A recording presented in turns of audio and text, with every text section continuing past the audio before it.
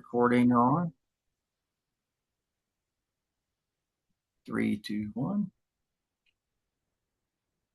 Hey, everybody. We want to welcome you back to our Under the Hood series.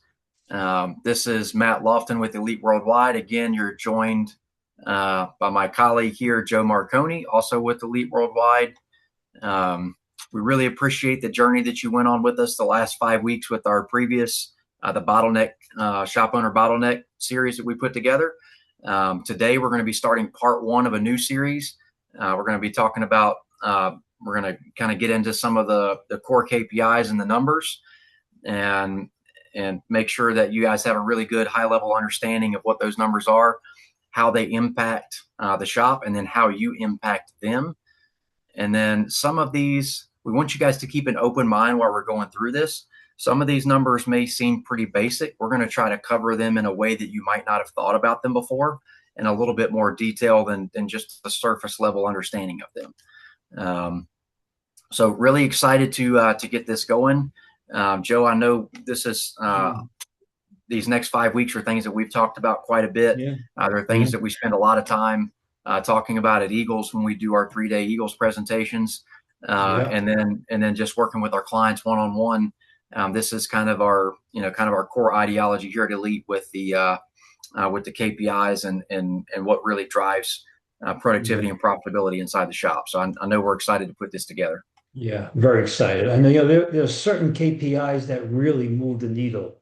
You should be looking at a lot of KPIs. There's a variety of them that are really important, but the KPIs that we're going to review the next couple of weeks, especially today, this is the foundation, really will drive performance and drive profit to the bottom line. So get out your notebooks, get out your pads and pencils, whatever it is, and take some notes, because it's gonna hit home a lot. And I want to apologize again for last week. We had a Zoom problem that didn't allow me to speak. I thought it was kind of telling, right? Or was it deliberate? So, but I'm pretty sure I'm coming in clear today. So, welcome Yeah, everybody. It's going to be a clear good as day. bell. Great to have you back this week, Joe. Great to have you back. And And for those of you that are listening for the first time, or just for a refresher for all of you guys that are listening today, whether you're listening live or whether you're listening to the recording later on, if you go to the comment section and you comment resources in the comment section, we'll message you via Facebook Messenger the workbook for each part of the series. This is going to be part 1 of 5 that we're doing this week. So if you go to the comment section, comment resources, you're going to get a message inside of Facebook Messenger with a link to download the workbook for this week. That usually takes about 24 to 48 hours for them to send you the resources. So if you do comment, just check your Facebook Messengers over the next 2 days, and you should have those. If you don't, feel free to email myself, m.lofton@eliteworldwide.com, or Joe at j.marconi@eliteworldwide.com. If you put resources in the comments and for whatever reason didn't get your message for the workbook, let us know and we'd be happy to get that to you. Also, as you guys are going through this, if you have any questions, again, feel free to reach out to us. We'd be happy to answer any questions for you about this stuff. So we're going to go ahead and jump in here. Our part 1 today, we're going to spend our time talking about discovered services. So discovered services at Elite Worldwide, we call this either ADS or total discovered services. ADS is going to be average discovered services. We're going to talk about it from both aspects. So total discovered services, from a definition standpoint, is all of everything that is discovered in the process from the write-up, the initial write-up of the ticket. So during the conversation with the customer, what the customer's original concern was, what the service advisor finds based off the original concern, and also mileage-based services, and that anything that is discovered by the technician in the discovery process or the inspection process. We're going to take everything that's put together, and whatever the total estimate is, that is going to be our total discovered services for a time period are going to be everything that encompasses everything that's estimated, whether it was approved or declined, and for a given time period. So we typically look at this for a week. You could look at it for a day, and then you can also break this down into a per hour if you would like to. But total discovered services, the reason that this is our most important KPI that we try to look at from a foundational standpoint when we're first working with a new client, and the reason for that is that nothing can be sold until it's discovered. So if as we're going through, this is your sales pipeline.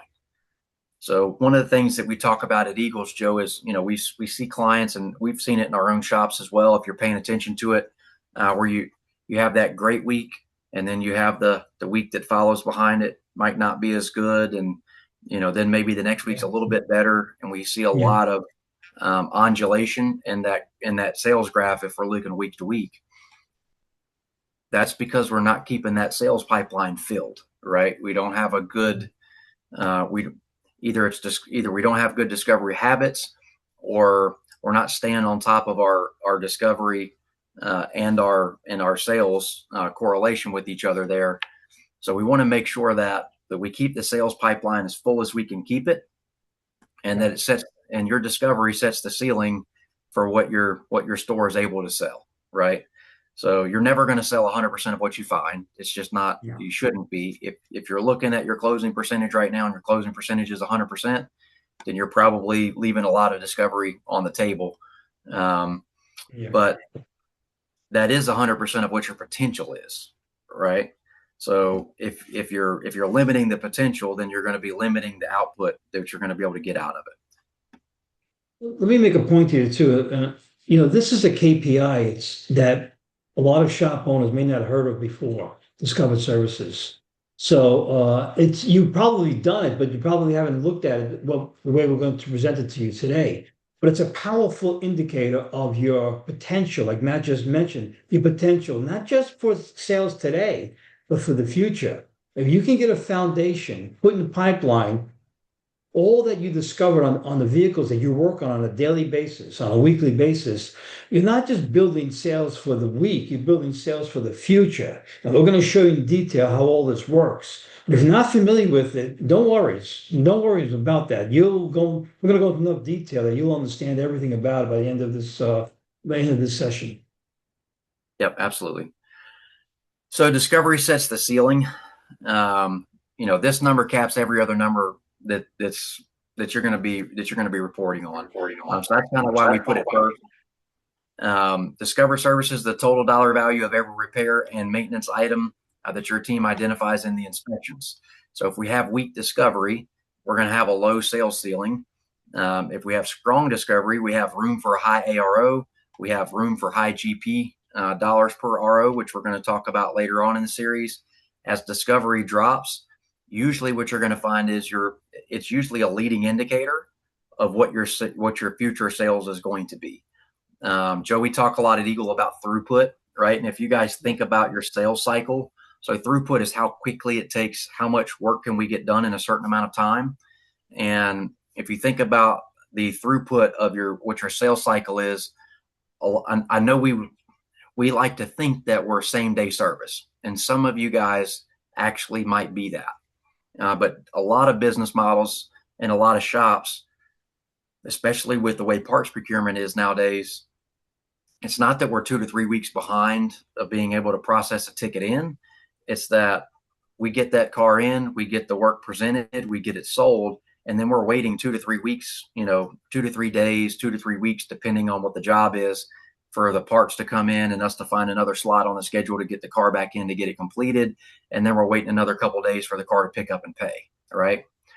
So your total discovered services is a leading indicator of what your future sales are going to be.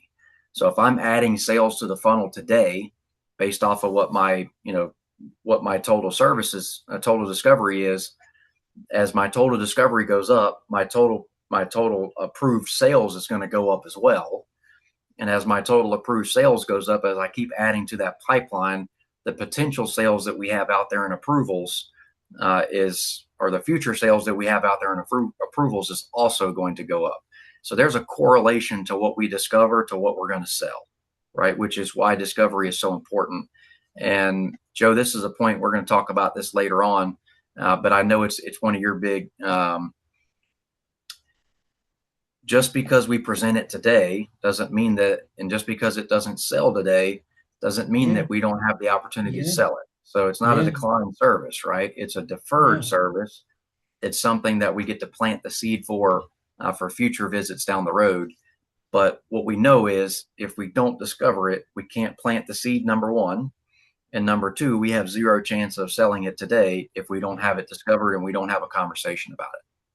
Yeah, and I don't want to get ahead of ourselves here, but that's a very important point. When you present something to a customer, let's say the brakes are getting low, tires are getting low, those control arms are just getting a little looser, or maybe a strut that's beginning to leak.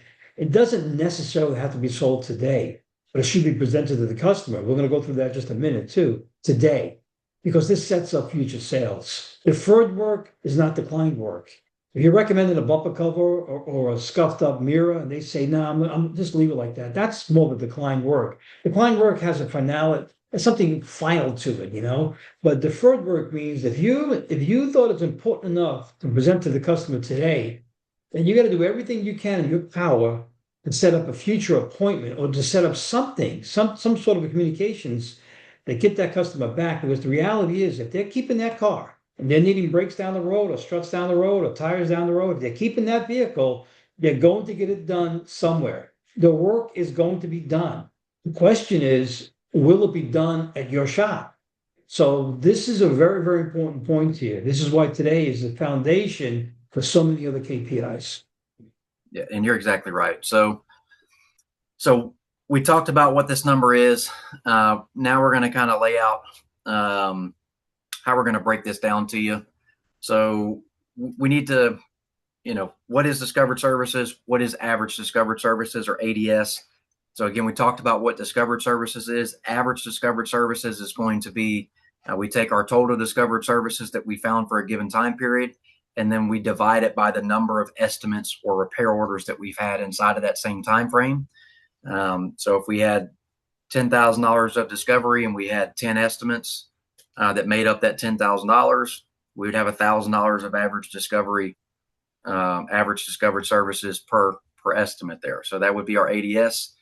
The second part of that is the math. How do we calculate it?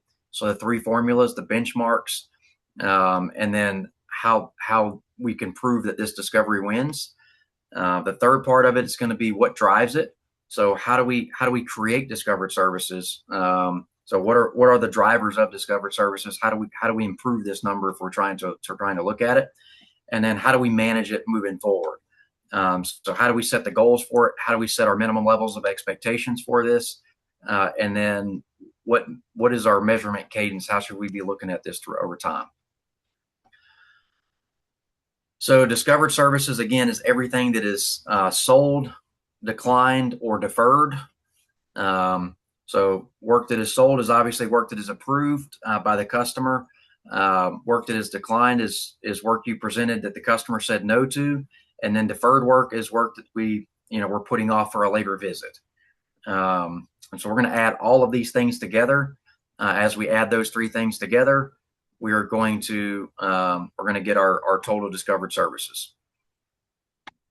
So ADS, like we talked about, is going to be the average of that. So if we had, again, the example that we just put out there, I'll give you another example. If we had $48,000 of total discovered services throughout the week, and we had 30 vehicles that we got to inspect to get that $48,000 of total potential, then we would divide the 48,000 by 30. That would give us an average discovered services of $1,600 of average estimate per vehicle.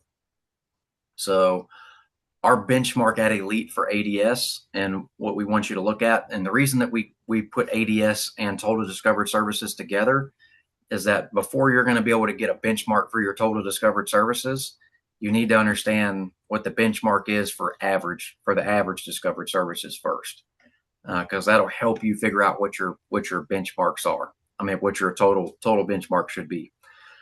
So our benchmark for general auto repair So that would be Asian, domestic, or all makes and all models shops.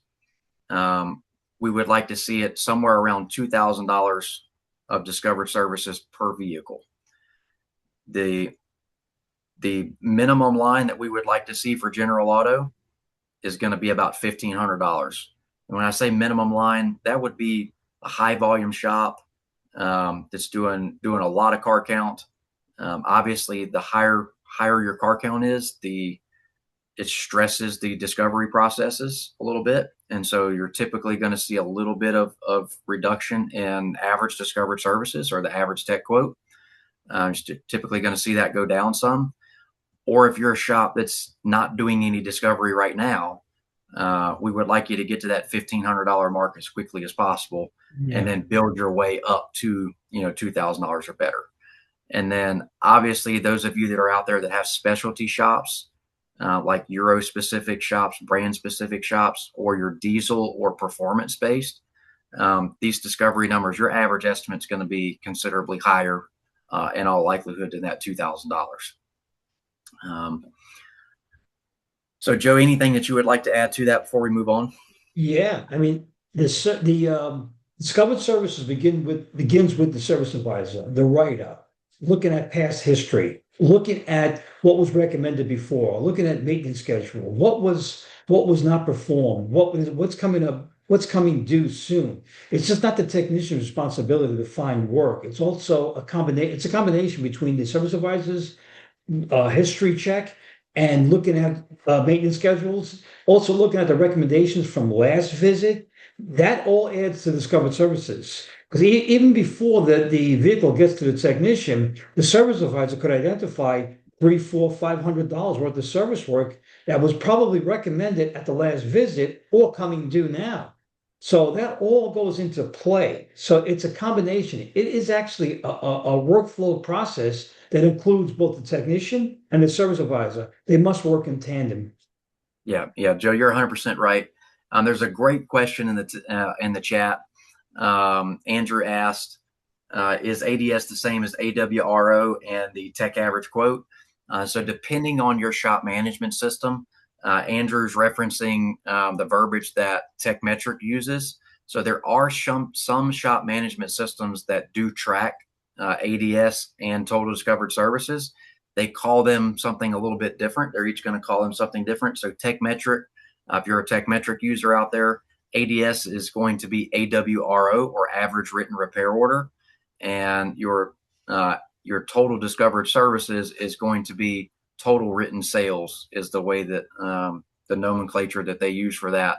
And again, there's other shop management systems out there as well that provide those numbers that have different vocabulary that they use for it.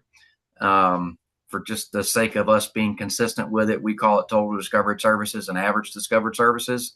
Again, you once you understand, that's why it's important that you understand how those numbers are made up, so you can take a look inside of your shop management system to see if it's a number that's tracked natively inside of your software, or if you're going to have to figure out a way to. What we do know is, through working with clients in all different shops, there is a way to get these numbers through all of the management systems, even if it's not a canned KPI inside of their reporting.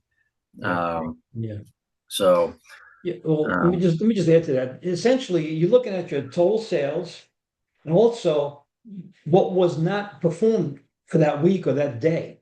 So look at both of them. So if you sold in a week, make it simple. If you sold $25,000 worth of work, well, $25,000 was either deferred or declined, that's $50,000. So that becomes your total of your discovered services.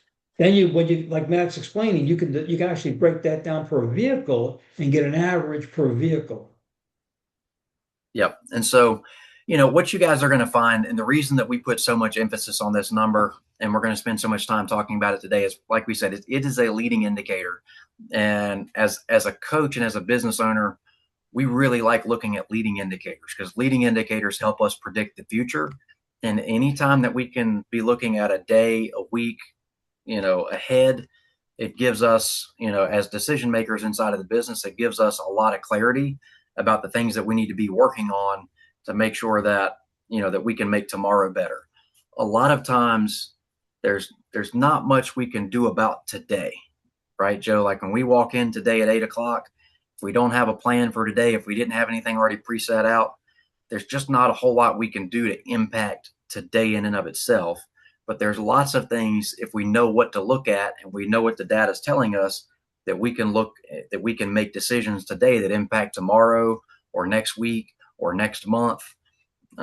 So discovered services is one of those numbers that helps us look into the future a little bit and see if there's some levers that we need to pull to help us meet the targets that we're looking to achieve. And the reason for that is because, again, it is the sales potential. If we have good discovery habits and they're consistent discovery habits, like we're meeting our $2,000 of discovery goal every single car that comes in. What we know, Joe, is just taking a look at data over time through our clients' data is the service advisors are going to have a number for a closing percentage that's pretty consistent. Yeah. Right. Their ability to sell doesn't modulate. Right. Right. So when we see when we see the sales modulating a lot of what we see is it's not the closing percentage that changed a lot in most cases. A lot of times it's the total amount of discovery that we brought in changed. Right. And a lot of times if we do see the closing percentage change a lot, one of the things that we'll see is that the average discovered services shrunk to a lot closer to what the ARO is. Right. So it's not that the ARO changed, right? It's just they started presenting less. Exactly. And so, which means the total discovered services number came down, which means, ADS came down, which means we processed cars faster, but we didn't sell more. And the issue for that's going to be your next 2 to 3 weeks. It does have an immediate impact to your current numbers, but it's also going to have a big impact for your future numbers because, like Joe said, these are deferred services that we're pushing sales out into the future. These are things that we are not going to have the ability for that customer to pick up the phone and say, hey, I was in there last week. You said something about the rear shocks. I'd like to go ahead and bring it back in and get those done. Yep. Right. Yep. If we don't present that to them and we don't estimate it, then there's no way for them they can't pick up the phone. We're never going to get that sale. Right. We're never going to get it. That's the key. That's the key, man. You must make all the presentations. And I'll tell you why. You don't want what happens so often in the automotive repair business. Customer comes in 6 months later. You don't tell them. You don't reveal all the discoveries. And what happens? The customer has the perception that every time I go in there, they try to sell me something different or try to sell me something else. This is why this is powerful. And we're going to reveal to you the process.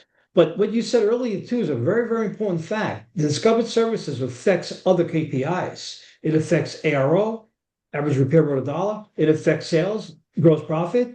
The more that you have to sell, the more that you discover, the more you present to the customer, the more you have to sell. So in other words, you're increasing your potential to increase your sales, increase profit, ARO. It all works in a line that goes straight up too. Yep. And one of the things and we're going to talk about this a little bit,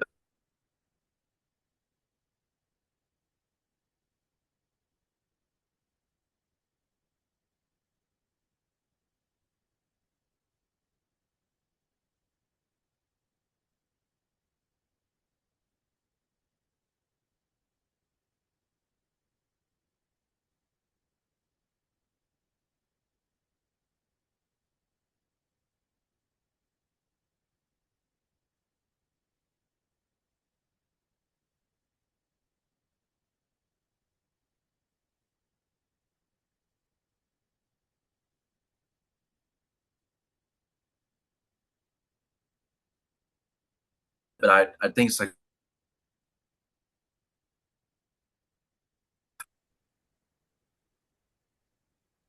all right. Sorry about that. I don't know what happened. We might have had a little internet issue. We should be back live with you guys.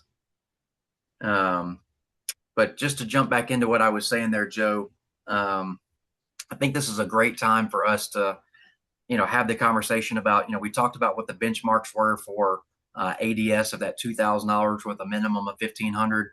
And when we're talking about total potential sales and we're talking about total discovery, I want to make really, really clear here. We're not telling you to go make up $2,000 worth of work on every car that comes in. Yeah, this is you're going to have some cars that you're going to have a 2025 Hyundai Kia that comes in that doesn't need anything, right? And that's okay. But you're going to have other cars that come in.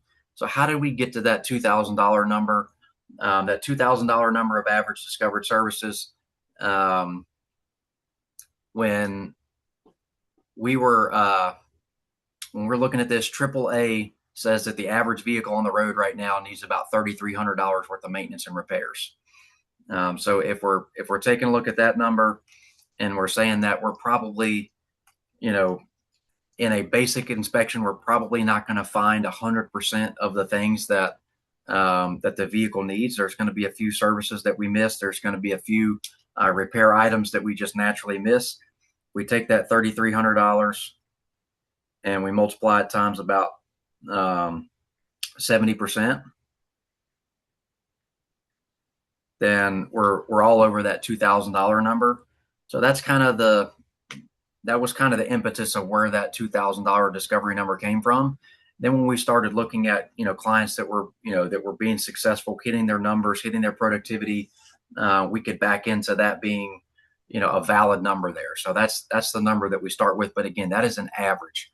That means, Joe, that 2013 F-150 that comes in, if we're doing really good discovery on it, we might have $6,000 worth of discovery on that one. Oh yeah. Oh yeah. The Yeah. 2023, 2024 that comes in, we might have Yeah. 200 to Exactly. $500 worth of stuff that we find on it, right? So it's going to vary from car to car, but that's where the average really kicks in there. So the three formulas that you need to know for discovered services. The first one, again, is going to be total sales plus declined or deferred sales. That's going to be your total discovered services. So no matter what your shop management system is, you can get those two numbers. Your average discovered services is going to be total discovered services divided by the number of vehicles inspected.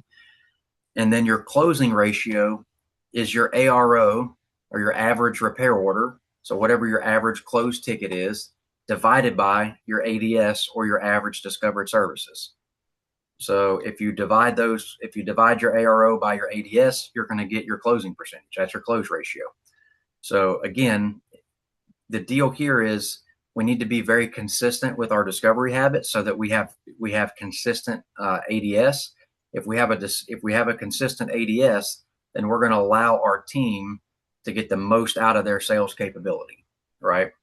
If not, you're gonna look at your closing percentage, and your closing percentage is going to fluctuate a lot. If your closing percentage is fluctuating a lot, most of the time it means that our inspection habits are also fluctuating along with it, right? Our ADS is going to be going up and down. So let's put some real numbers to it. So again, we have total sales of $24,000. We have declined sales or deferred sales of $24,000. We have our 48,000. That makes our 48,000 of total discovery, like we used in our example earlier. For this example, we had 30 vehicles that we processed through to make these estimates. And again, that gave us a $1,600 average discovered services number there. So we're above our MLAP for that number, which was 1,500, but we're below the benchmark, right? So we set our minimum level at 1,500 for General Auto, and we set our benchmark target at 2,000. So what that means is, we have a $400 gap. That's $12,000 of potential sales that we left out of our pipeline. All right. So if we took that 12,000 and we multiplied it times, let's just say a 35% close rate, right? That $12,000 of missed discovered services is a potential loss of $4,200 a week in total sales. Right. So a small improvement in discovered services, and you think about this $400 gap right here. It does not take much to get to $400 in an estimate. If you think about it, Joe, I mean, a few fluid services, a set of rear shocks, a belt or a hose, here or there, a battery, whatever, whatever it is, that's a very small gap. So but if we take a look at what that gap means over the course of those 30 cars, it can mean Yeah. as much as Yeah. $4,200. And that's at a modest, respectable closing percentage of 35%, right? Yeah. If you have a really strong sales team and really good sales processes, it could be even more lost sales. Yeah. Now, I want to bring up one point here too, because when you look at these numbers here, again, what we said before, you're not just building for today's sales, you're building for the future too. A lot of shops spend a lot of money on advertising, which I agree with advertising plan and you must have an advertising and marketing plan. I agree with 100%. But when you look at the true potential of business, advertising brings you vehicles, it brings you the cars. It's up to you when the customer's in front of you to make those sales, not just for today, but for the future. When you understand this process, this KPI, discovered services, and you're building that pipeline of future sales, it manages your advertising budget better. You don't have to constantly replenish. That's part of your marketing plan. I get that. But this is a better way. This is customer retention. This is satisfying the needs, doing the right thing for the customers every single day, every single week. The customer's standing right in front of you. Let's do all we can to have that communication, to promote that total car care, to get the customer understanding that this is what needs today, this is what you need next month, next year, whatever it is, you're building for, again, I said it 3, 4 times now, you're building for the future. This will help you to smooth out those highs and lows, maintain your advertising costs. You don't always have to look for advertising to bring in cars, bring in cars, bring in cars. Let's face it. Like I always say, and if I'm the Eagles, I say it all the time. Whether your car counts are 25, 35, 105, 205, you have customers in front of you every single day. What are we doing with those customers to get them to return again? It's the experience and it's this number right here, Discovered Services. Yeah, absolutely. And so just to drive home the point one more time about how important this is, we hear a lot of service advisors and a lot of shop owners are really focused on closing percentage, as a big KPI. At Elite, it's not that we don't look at it; it is important, but I want to make sure that we understand that we can manipulate closing percentage more than any other KPI that we look at. I can take the same set of sales and make closing percentage look this way, or I can make it go up, or I can make it go down based off how much I estimate off of what was found, right? So, but we're going to take two different scenarios here. Scenario A is going to be the exact. We're going to use the same numbers that we just looked at with the $48,000 of total discovered services and the 30 cars. We're going to assume a 60% gross profit on these. If we took scenario A and we took those same 30 cars and we gave it a 65% close ratio with $1,000 of average discovered services, and we took scenario B and we took those same 30 cars and we gave them $2,000 of average discovered services, but only a 40% close ratio, you're going to have a higher ARO in scenario B with the same amount of cars, which is going to yield more gross profit dollars, right? We're going to have more gross profit dollars with a higher ADS and a lower close ratio than we are with a lower ADS and a lower close ratio, because our ARO is going to be lower. And obviously that's assuming the GP percentages are the exact same in these examples. But so if we can drive ARO, and the biggest way to, the biggest determining factor of our average repair order is going to be what our average discovery is, right? So now we're going to talk about what drives it. What are the levers that we can pull so we've talked about how important discovered services and ADS is. Now, how do we make it happen, right?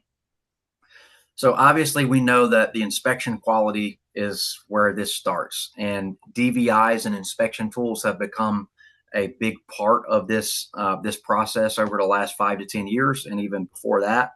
But we need to make sure that we have a thorough multi-point inspection process with photos, that we have measurements, and that we understand at Elite, we call it the 3 W's. So the 3 W's are going to be the what is found, what needs to be replaced, why it needs to be replaced, and when it needs to be replaced. And the reason that that's important is that's going to help our service advisors communicate effectively to our customers and make sure that they understand what these recommendations are. And it's going to help us prioritize the estimates as well. Because again, one of the things we're going to talk about this when we get there, but what we don't want to do is present things as needed to be done today as a priority today that are things that we just need to keep an eye on. And we're going to talk about examples of that here in just a little bit. So the second part of it is our advisor write-up. All right, and Joe, you can speak to this as well. Overwhelmingly, when we look at productivity as a technician issue, one of the biggest drivers of loss of productivity is a lot of times what we see is the estimating habits of the service advisors at the front counter, All right? the time. If we can't sell the things that we don't estimate and we don't present, and we have habit of taking half of the tech fines and throwing them off to the side, then we're going to have a closing percentage of less than 100% of what's left over. In our example prior to, we had 65%. So we threw away $1,000 because we're not going to estimate that because the customer's not going to buy it anyways, right? That's the way the service advisor feels. And then they only sell 65% of the 1,000 that they did estimate, right? So that automatically is going to cap the hours or the productivity for the technician as well. The other thing that it does is it demoralizes the technician in the inspection process, right? Because it devalues his time to say that the technician is going to take 15, 20, 30 minutes to do this really good DVI and write up all these recommendations and put his 3 W's in there and make sure he's got a parts plan, parts list in there and all the things that we ask them to do. If the advisor doesn't take the time to estimate that and present it to the customer, then what you're going to get is you're going to get a demotivated technician, and the inspection quality that you're going to get from the technician is going to start to drop. So that advisor write-up is very, very important, and making sure that we're estimating all that stuff is very important. The DVR inspection tool itself, again, making sure that we have digital inspections. If you're not leveraging digital inspections, we would strongly recommend that you think about doing that. It's not a 100% necessity. We do have some shops out there that are very productive and have strong discovery habits through manual methods, but it is a great tool, and we strongly recommend that you look into DVIs. It can help build trust with the customer. It's a great way for your technicians to look back at previous inspections and give themselves a reminder about things that they need to look at. So DVIs, if you're not using them, look into that. You could be losing a lot there on your discovery.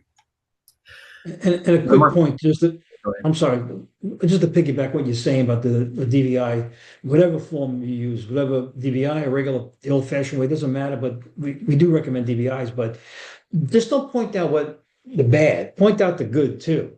And you should lead with that. Lead with something positive. In other words, your brakes are good, your tires are good, your suspension, steering, everything is in tip-top shape. You've done a great job maintaining this vehicle. Let me go into a little bit of what the car will need today and will need in the future. So always, when you always present the negative, what's bad, what's wrong with the vehicle, that puts the person a little bit at a disadvantage emotionally. So lead with what's good with the car, what the car does not need, something positive, upbeat. And if the car is in really good shape, which many of them are, then let the customer know the car's in great shape. Every vehicle needs some sort of maintenance and repairs. The customer knows that. How you present it to the customer is a difference maker. So always try to lead with something positive, what the car does not need today, what checks the box as green, all good, ready to go.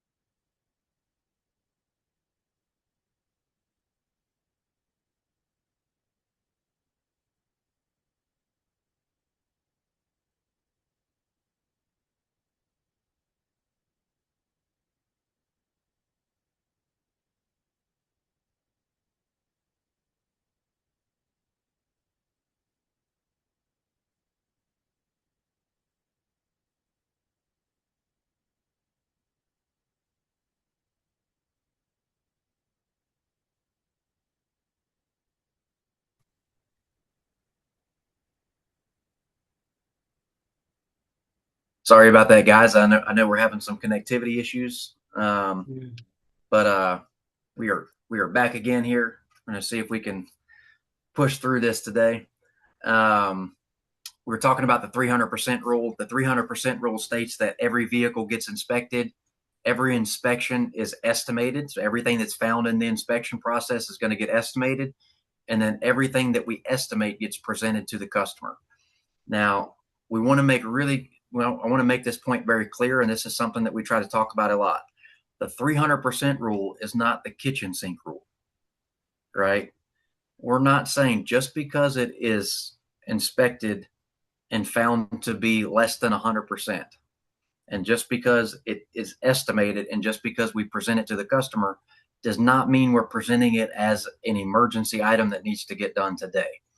An example of that is going to be, let's say that I'm the technician that's inspecting a vehicle and I get to the steering and suspension part of the inspection and I'm looking at the ball joint, and the ball joint boot is busted and there's grease leaking from the ball joint, right? So Joe, if we're teaching our technicians in our shop, we're going to tell them that they need to write that ball joint up Yeah, yeah, as an item that needs to be replaced, right? Now, the difference there is, in a lot of your DVIs, you're going to see a red, yellow, and a green. What we would strongly recommend is that you guys come up with communication standards inside of your shop for what definitely. red and yellow is Yep. and what green is. So that scenario that we just talked about, the ball joint boot that is busted with grease leaking out of it, but we do a either we use pliers, to load the ball joint, or we manipulate the wheel to move, to move the steering up and down. If there's no play in the ball joint, Joe, is that an item that needs to be replaced today? Set the standard. If there's no play, no, it does not Yeah, need to be done today. If yeah, the boot is broken, and yet you should set standards. And I'm yeah. going to probably piggyback on this. So go ahead, finish your thought. But we have to say something about it, right? Because We if we do, don't tell the we do. customer, Yes, what you're going to yes. find is what we also don't have is a crystal ball of knowing when that ball joint is going to begin to fail and start to have play in it or start to have a noise. So there's no noise in it when we're driving right now, but there's also no, and there's no play in it right now.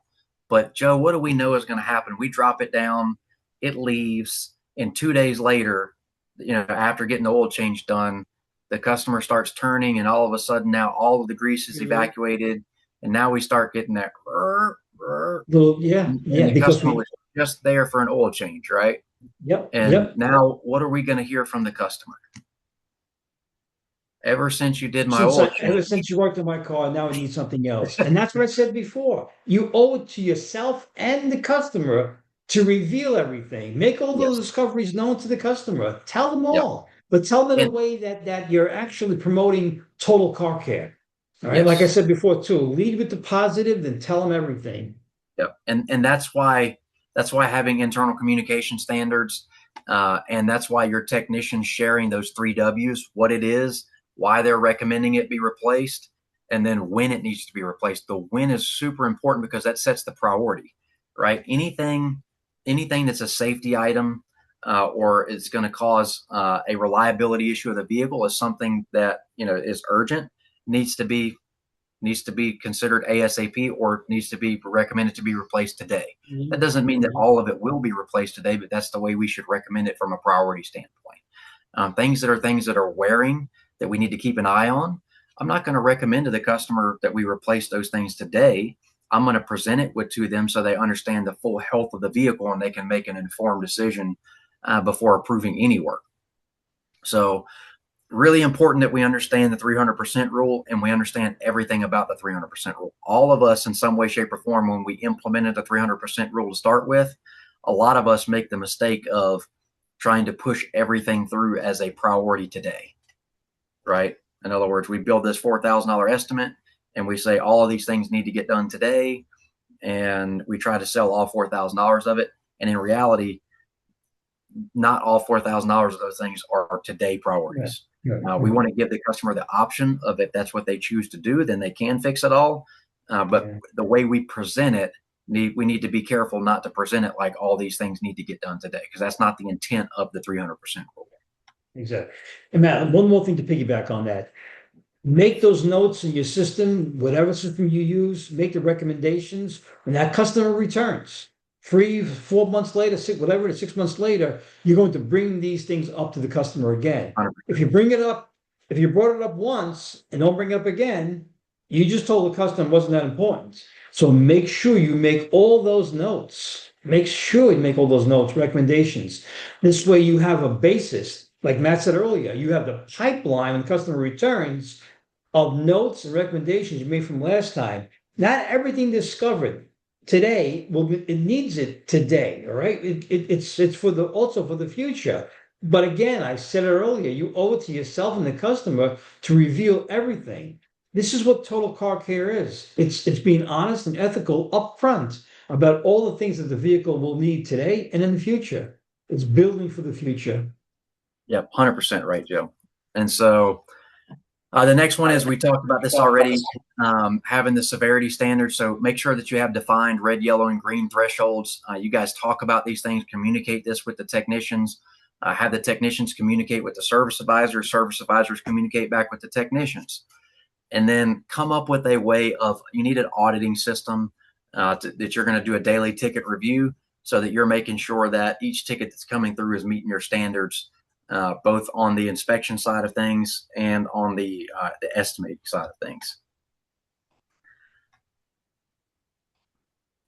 So again, we talked about the 300% rule while we were there. It's 100% of the vehicles get inspected. Everything that is inspected gets estimated, and then everything that's estimated gets presented. Again, this is it's not the kitchen sink rule, so be very careful here. When we're presenting these things, we want to make sure that we order our estimates correctly. So we want to start with priority number one. High priority is always going to be the customer's original concern, right?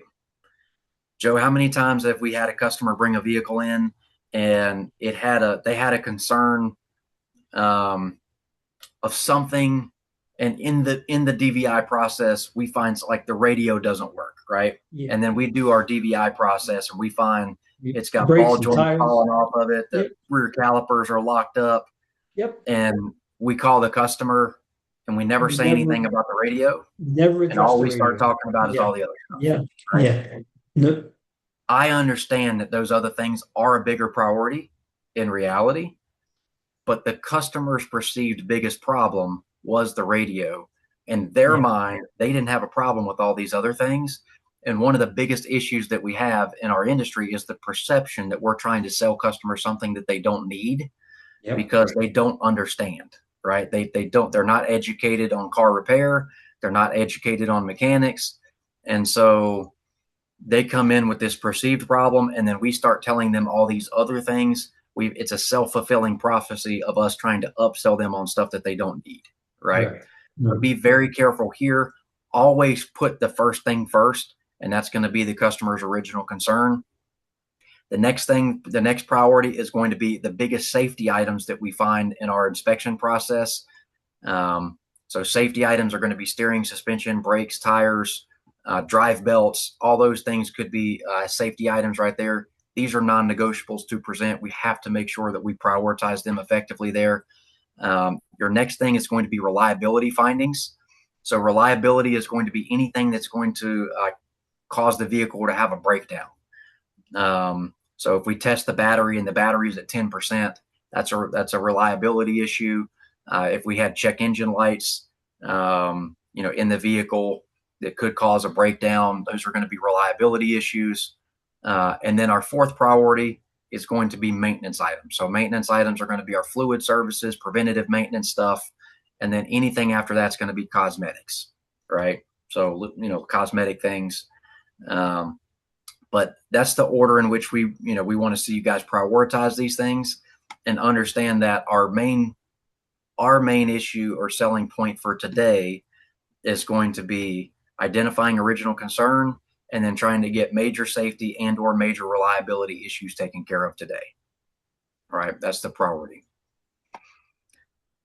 So severity standards, we talked about making sure that you're meeting with the team, that you have severity standards in place, so that everybody's on the same page. We don't want we don't want the same car to be able to go to 3 different technicians and get 3 different Three different inspections. findings. Yeah, you don't want Right. that. You do And not want that. it happens all the time, right? We get a car that comes in for an oil change this cycle, and Joe gets the ticket, and Joe only finds $600 worth of stuff wrong with it, right? He only finds 2 or 3 tech fines, and then Matt gets the same vehicle 6 months later, and now there's a $4,000 estimate, right? Well, in the customer's mind, how could all of this stuff have broken inside of 4 months? And the answer is it didn't. Just Joe didn't do a great initial inspection when he did the last oil change. So we need to make sure that the inspection standards are consistent across the board, across all technicians and across all service advisors, so that we don't have whiplash, right? We don't want to have a lot of inconsistency there, and again, confuse the customer. When the customer comes in one time, there's not a lot of problems, and the next time they come in, they have all these problems. That's very confusing, or vice versa. Last time you came in, like Joe said, you recommended all this stuff, and then the next time you come in, you don't find anything, and I haven't fixed anything yet. Right? Yeah. That's a big problem. That says all I care about is the Yeah. dollars. Yeah. Right? Yep. And have, Matt, you should have safety meetings, also in-house meetings, SOP meeting. You should have, all this has to be standardized. It must be on the same page, from service advisor down to all the technicians. When do you recommend brakes? When do you recommend tires, belts, hoses, fuel levels? Everyone must be on the same page here. It must be some sort of a standards that everyone follows, or else you're going to have, like you said, you're going to have that up and down, those swings where if you do happen to give the car to a different, different technician, you do want the same results given every single time. So it's important. Yeah, and these are also numbers that we're going to talk about productivity later on in the series. But if you're looking at productivity, um, if you're a shop that's trying to improve your productivity, if you're taking a look at your discovered services per technician, you might find that you have one technician that, for whatever reason, their discovered services are just really low. Their tech average fines, the number of fines that they have per inspection process is considerably lower than the rest of the team. Again, it's our job to have some sort of an audit process in place, as the owner, to make sure that we can identify that, and that we have some sort of a continuity plan in place to get all of the technicians on the same page with what those discovery standards are. So if you don't have that, you really need to work on that. It'll make a big difference in improving your overall discovery and your overall sales. So how do we manage this? All right. So number one, we have to set a goal for things. So we know that if we're going to measure something, we need to have a goal for what it's going to be. We need to have a goalpost. So to set our number for our total weekly sales, so there's 2 different methods that we could use to figure out what our discovery target should be. We could take our average car count that we have, and we can multiply that times our discovery, our ADS standard, right? So that's why average discovered services is so important for us to know. And if we know our ADS is currently low and we're going to be working on things to improve it, then we could pick our standard that we laid out earlier of that $2,000 per car as the standard. So for method number one there, we could take our car count and we could multiply it times 2,000, right? Our average weekly car count, again, let's just say it's 37 cars. We're going to multiply that times 2,000, and our total discovered services goal would be $74,000 for the week. So we would be looking at $74,000 of total discovered services on a weekly basis to make sure that we're keeping at where we need to be with that. The other way that we could do it is we could take our weekly sales target and we could divide it by our closing percentage. All right. So if we take our weekly sales goal, for this scenario, we're going to use $25,000. If we divided that by a closing percentage of 37%, and if you do this, you have to divide it by your current standard for the closing percentage, not what you want it to be. whatever your closing percentage is. If your closing percentage is 10%, divide this number by 10%. If it's 67%, divide it by 67%.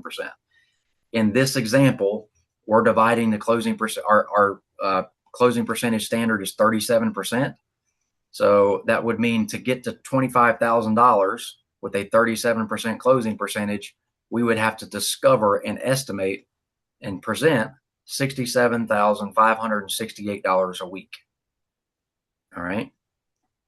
So those are two different ways that you can come up with what your total discovered numbers are. So then we need to set our floor. All right. What is our acceptable performance? What is the lowest amount that we can accept once we have those numbers in place? At Elite, we like to set our MLAPs of about 75% of the goal, right? Anything less than 75% of the goal, in most cases, we feel like we're underperforming in some degree. We would like to be operating between 80 and 100% of the target. All right. So, and then we need to have some sort of a rule in place. So we need an MLAP. So your easy thing there would be to take your discovered services target that we just made there, multiply it times 75%. So if we take our last example, the 67,568, that would give us an MLAP, or a minimum level of acceptable performance, of $50,676.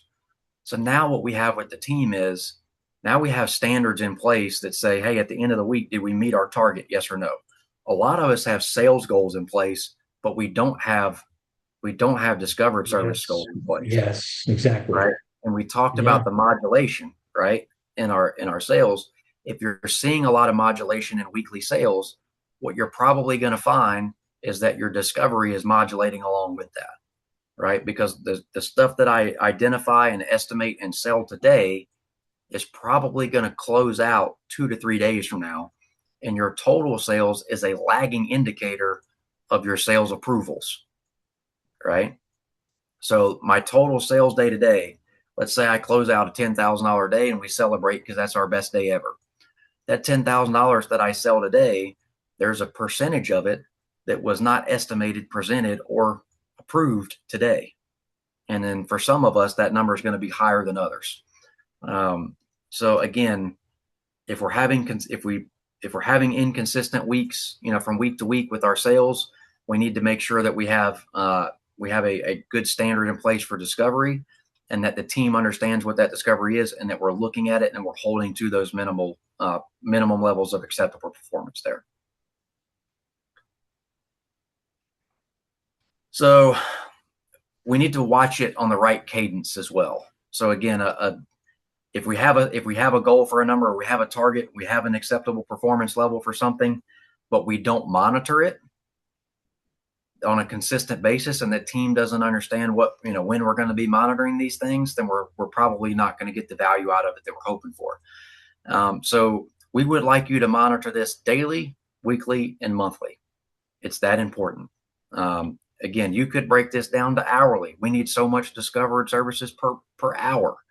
However you want to break it down, the smaller the increment that you break it down, the more nimble you can be to make changes and have a team meeting and get everybody recentered back on the right path. If you wait until the end of the month to have this conversation, then you can't affect change. So this is the number that you should be looking at daily. So you should have a daily goal for this. We should be looking at it throughout the day. So I know at our team, like in our team meetings, where we have a 10 o'clock check-in, we have a 2 o'clock check-in, right? Where I'm reaching out to the manager and the service manager, and I'm asking, are we on track right now for discovered services for the day? Are we on track for our approvals for the day? Right? But I can't get approvals without discovery. So if my approval number is low, then I'm going to my discovery number and seeing, is my discovery number where it should be? And if the discovery number is low, then we're automatically jumping right into a repair order audit and an inspection audit. Right. And we're doing that inside the day, right? So that allows us to be very proactive. If we're not getting ready to hit our numbers the way we want to hit our numbers, then it allows us to be really proactive, do an audit and see, is this related to a specific technician? Is this related to a specific advisor? is this a scheduling issue? Did we just provide a bunch of cars to the team that don't have any opportunity, right? Did we break our scheduling rules, right? Did we overschedule waiters in the morning and that stressed the process and lowered our discovery expectations because we had too many cars at one time for everybody to run the process the right way?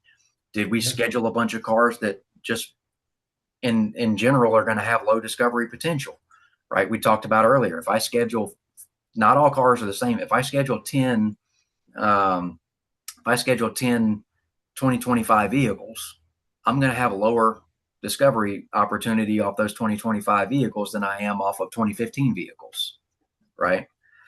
So, and then on contrary, if my closing percentage is low or my approvals are low, did I schedule, let's just say I scheduled a bunch of 1990s vehicles in. I might have a lot of discovery, Yeah. but a $14,000 estimate on a 1995 Ford Ranger is probably Yeah. not going to approve a lot, right? Because the value of that vehicle, we're going to start surpassing the value of the vehicle. So there's a lot of stuff that you can look at here, but you need to look at it daily, weekly, and then go back through and take a look at it, at the end of the month as well. But the shorter the time frame that you can look at it, the more decisions you can make to try to Absolutely. impact those numbers. Absolutely. And Matt, your point with you have to break it down per advisor and per technician is so true. It's right on point. It gives you the opportunity, the manager, the shop owner, to look at the service advisor's effectiveness. Are they going through the multi-points? It also looks at the technician. Are they performing the multi-point correctly? It gives an opportunity to improve the technician's multi-point process, the service advisor's sales process, and or if something is going on in the shop. Does one advisor, like you said, is one advisor getting the majority of work, cars that are 3, 4 years old, while the other service advisor is getting cars that are 10, 15 years old? That affects everything. You can balance the schedule, you can find ways to improve, you can assign the needed training, the needed remedial help for technicians or service advisors. But without doing this you're right, in the shortest time frame possible and doing those audits, you can't find all this. This is why this number is the foundation, like I said earlier, of so many other KPIs. Yeah, so there's another great question in the chat, and essentially the question is there ever a time that we're not going to estimate everything? How do we avoid? And he used the term torpedoing. We're Torpedo. going to Yep. say, Yeah. killing a vehicle. Essentially Yeah. totaling a vehicle out. Yeah. And it's a great question. So the answer is, I'm a big believer in rules and laws, right? So a rule, so the 300% rule is a rule, right? A rule can be broken from time to time. It says this is what we do most of the time. 9 times out of 10, we're doing this, right? A law says this is the way it is. There is no other way around it. 2 plus 2 is always 4, right? There's never a scenario where 2 plus 2 does not equal 4. Gravity is a law. What goes up must come down, right? There is no suspension of that law. So the question then is, when do we apply the 300% rule and when do we not apply the 300% rule? So I think a lot of that would have to do, and that's where you have to go and take a look at what your business model is. And Joe, we talk about this a lot. You have to have an avatar vehicle. You have to know what that avatar vehicle is. And again, we talked about that 1990, Ford Ranger that comes in, and you have to have an avatar customer. If I have a non-avatar vehicle that comes in, and I know that it's 26, 27, 30 years old, that's a non-avatar vehicle for me, right? I don't even know that I'm going to fix that car. I'm still going to follow the same discovery process. I'm going to have my technician follow the same process, right? I'm going to have my advisors do a much better, not a better, but a much more thorough intake conversation with that customer to understand what this vehicle means to them. Because at the end of the day, the value of the vehicle is determined by the owner of the vehicle, right? It doesn't matter how much it doesn't matter what the resale value is. I'll give a good example of this. At my shop, we have a longtime customer who drives a 1998 Honda Passport. All right. That is not an ideal vehicle in my shop. It's too old. We can barely find parts for it anymore, but that vehicle is very sentimental to the customer. And we have made it apparent to him that this is not an ideal vehicle for us. And we have also made it clear to him that there's going to be some challenges in parts procurement and some challenges in some of the repairs that may be needed due to the age of the vehicle. And he is aware of that. But he is an ideal customer, and the vehicle has more value to him than what the resale value of the vehicle is worth. And he has approved everything on that vehicle that we have ever recommended because he wants to keep it in tip-top shape, right? But I don't know that doesn't mean that just because I've made a lot of money off of that one 98 Honda Passport with one customer, not every 98 Honda Passport that comes through the door has an owner that has that same mindset, right? So the answer is, when do we not estimate everything out? We're going to present everything regardless. And my recommendation would be, so you're going to follow the same discovery habits. You're going to at least list everything on an estimate in some way, shape, or form, even if you don't price everything on the estimate. When would you not price everything on the estimate? When Joe comes in and says, I don't care about my car. I don't care what you find's wrong with it. All I want is an oil change. Just give me the oil change. You still have an ethical obligation to do the same discovery process. You still have an ethical obligation to present everything that you find to them, even though they told you they don't want it. Absolutely. Right? What you do not have an ethical obligation to do is waste a bunch of your time giving a full estimate for those things that he's already told you he's not going to buy because he doesn't want, and waste a bunch of time there. But you do have an ethical obligation to let him know about it. And the analogy there is going to be, if I was a patient at a doctor's office and I walked into the doctor's office and said, Doc, all I want is this today. I don't care what else is wrong with me. This is all I want. Well, if he does blood work and he finds out that you have cancer and all you were there for was not, he has to tell you. It's again his Hippocratic oath. He has to tell you about it, right? It doesn't matter what you want. So now he doesn't have to treat you. You get an opportunity to decline treatment. Just because they find out you have cancer doesn't mean you have to take treatment for it. And just because I tell you your ball joint is severely degraded and needs to be replaced, you as a customer do not have to get it done, right? So, but I also do not have to go through the full process of estimating that out and wasting a bunch of time writing a $6,000 estimate for a car and a customer that I know is, not I think. That's the big difference here. Not I think, but through my inspection conversation, I know that they have a very low probability of fixing the vehicle because they have told me so. Right. So at that point in time, I'm gonna find it, I'm gonna document it, and I'm gonna present it. And then if they have interest, then I'll estimate it. But that would be the only time that I would not estimate it. And I agree with that, Matt. I made a mistake many, many decades ago I made a judgment that the car was not worth it, all the work that I found. And I didn't even talk to the customer. I said, you know what? I found so much work. It's not even worth going over. I recommend getting a new car. Well, to make a long story short, that customer ended up at a competitor down the road, and they had all the work that I found done somewhere else. They wanted to keep the car. They could not afford a new car. This was a second car for them. So I understand Andrew's comment. It's a very good comment. And I think, Matt, you explained it correctly of how you proceed on certain things. But please be careful of our perception of what's too much.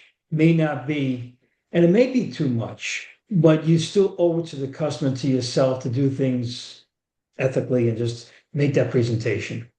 That's right. So there's three main traps that we want you guys to look out for when you guys are implementing these processes that we've talked about today. One of the mindsets, again, we hear this a lot from clients. My service advisors just need to close better, right?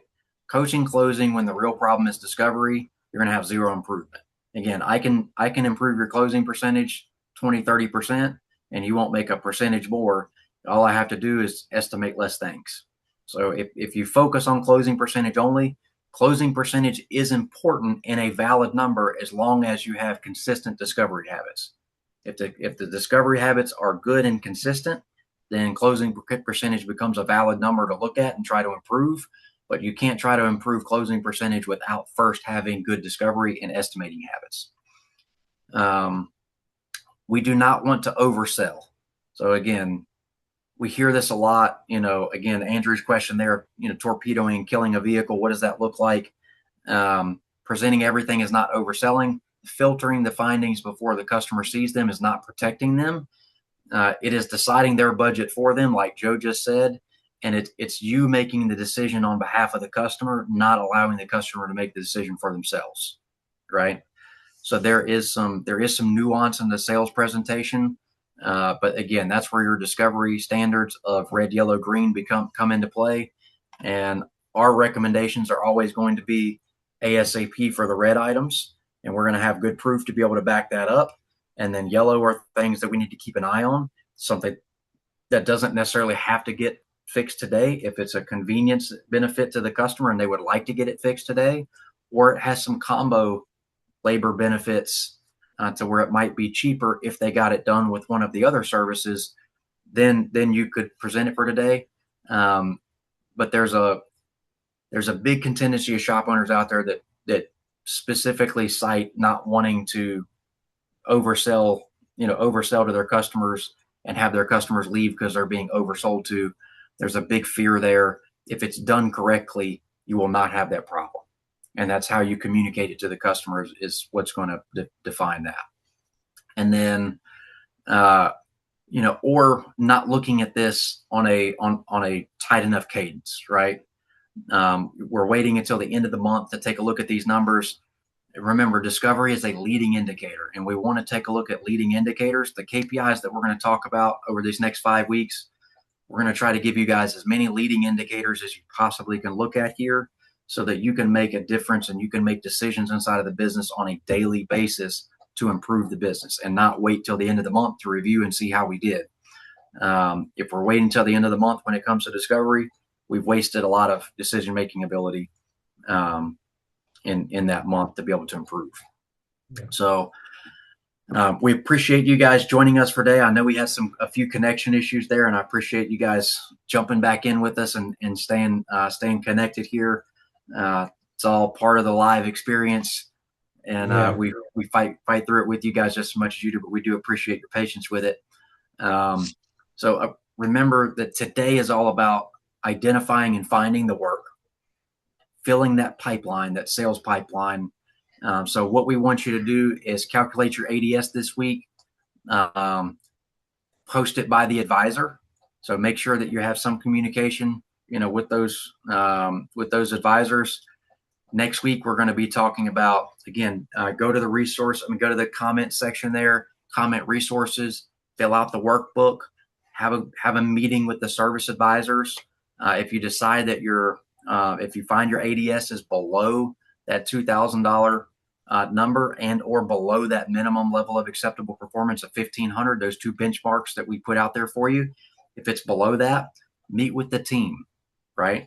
Bring this information to the team and start working on those discovery habits, start working on that discovery communication, start implementation of that 300% rule.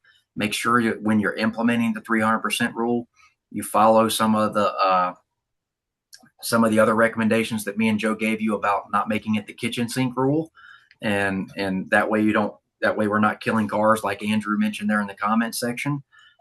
So we understand all the nuance of it, not just the bare minimums of it. So the workbook's going to help you do that. But again, meet with the team. Let's try to get a pathway together where we're going to set that target to get back to the 1,500 or above. And then over time, we can start, getting that closing percentage, back where it needs to be. You're going to see your ARO improve. You're going to see your GP improve, and you're going to be able to do it. You're going to be able to grow your business without having to grow car count. And car count is, we want you to grow car count, but if you can grow the business first without growing car count, anytime you grow car count comes at a cost, right, Joe? And so if I can improve ARO does not come at a cost. That's free. That's right. That's free business free. So we want to get you at a point where your ARO is within target first. the best way to do that is to follow these processes that we've laid out today. Find that work, continue to fill that pipeline. You guys are going to have more GP dollars in the bank. You're going to have more net profit dollars in the bank. Yeah. You're going to have happier, more productive technicians. And in all honesty, it doesn't seem like it. You're going to have happier customers. You're going to have happier customers too. Next week, we're going to talk about average repair order. And again, I know that's a number that a lot of you guys are familiar with, and you're thinking to yourself, well, what are you guys going to teach me about ARO? I promise you, show up to that. We're going to look at it from a different perspective than maybe you've looked at it before. Yep. And those of you that are struggling with low AROs, 100% be here next week. We're going to talk about how you can, more so than what we talked about today, things you can do to improve that number. Excellent. So, excellent. But, yep, we appreciate you guys being with us this week. We look forward to seeing each one of you next Monday, and we wish you nothing but success in your Great base. week. Yes, have a great week, everybody. See you next week. Thank you.